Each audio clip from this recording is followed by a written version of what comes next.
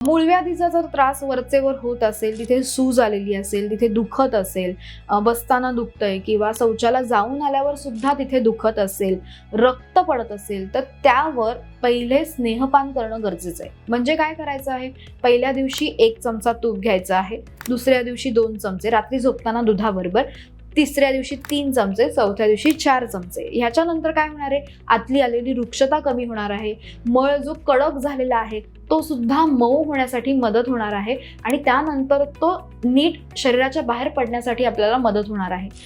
तर ह्यासाठी हे स्नेहपान करणं खूप महत्त्वाचं आहे. त्याचबरोबर जर विरेचन करणंही तितकंच गरजेचं असतं. काही औषधी पोटातून दिलं जातं आणि त्यानंतर विरेचन घडवलं जात असतं. जर कॉन्स्टिपेशनचा वरचेवर त्रास होत असेल किंवा पाईल्सचा त्रास होत असेल तर तिथे मलम चिकित्सा केली जात असते की तिथे भेगा पडलेल्या असतील, सूज आली असेल तर ती स्थानिकरित्या पण कमी होणं गरजेची आहे आणि पोटातून त्याच्यासाठी औषधं घेणं गरजेचं असतं.